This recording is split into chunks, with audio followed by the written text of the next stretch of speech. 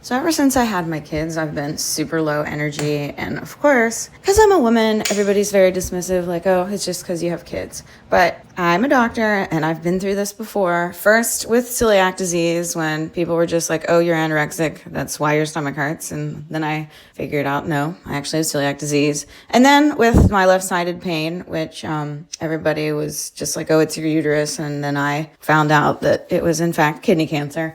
So whenever I have symptoms, I have to be an advocate for myself.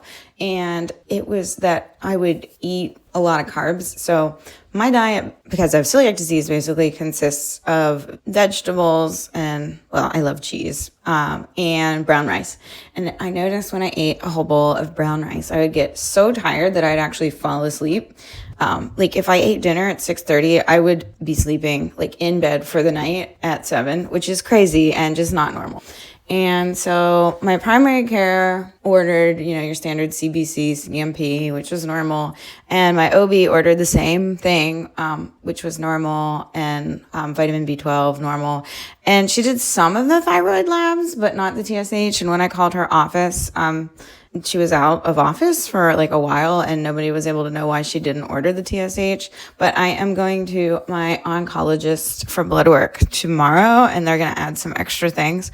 But anyway, so while labs are being figured out, I, of course, know that it's carbohydrates that make me tired. And I figured there's like no way I have diabetes because I'm super active and I eat so healthy, but then there could be like late onset type 1 diabetes. It is a thing. I don't know. So I decided to get one of those apps that is a continuous blood glucose monitor. I won't say the name of the company, just because I'm having a few issues with it and I don't want to sound like I'm talking smack on some company, on the internet, but I hear my kids screaming in the background. That's what's making me tired. It's the kids. But anyway, so I got this app. And so the first day it showed basically that my blood sugar was like getting like 200, which in my opinion is like normal after you eat a meal. But the app also comes with with meetings for a dietitian. And, she was acting like that was really abnormal. It's interesting because I'm a physician, but I didn't tell her that I'm a physician because I find when I tell healthcare workers that I'm a doctor, then they just start deferring to me. Like when my son hit his head and I took him to the ER, they're like, do you want to get a CT? And I'm like, so I just try to not tell healthcare workers that I'm a doctor. So anyway, the dietitian doesn't know. And she has said some things that based on my training doesn't make sense.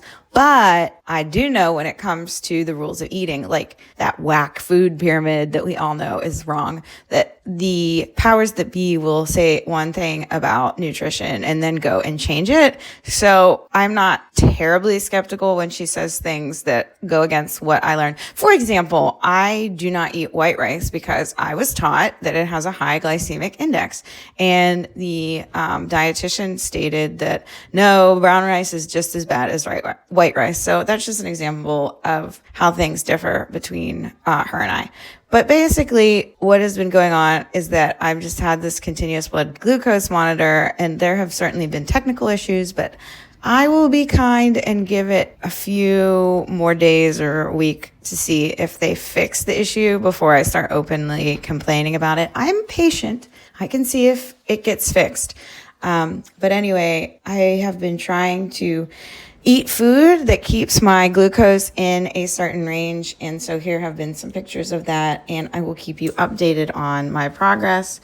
But it is very apparent that if I eat something and my glucose goes super, super high on the chart, that I basically immediately fall asleep.